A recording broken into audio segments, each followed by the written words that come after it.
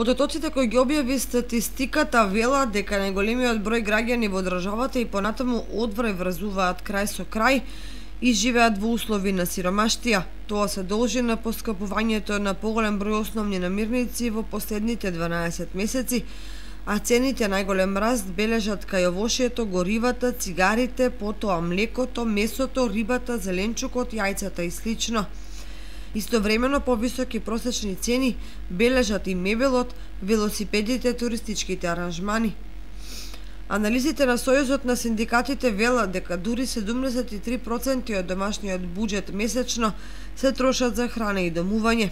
За одржување на здравјето, како и за култура, се издвојуваат одвај 5%.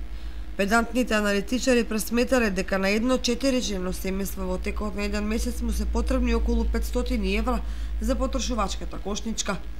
Тоа е за 100 евра повеќе од просечната плата во државата, која се движи околу 400 евра. При тоа треба да се има во предвид дека најголем процент од населението зема плата далеку пониска од просечната. Во такви услови може да се пресмета како едно просечно семејство во државата врзува крај со крај, како се прехранува и како ги задоволува сите други потреби за нормален живот.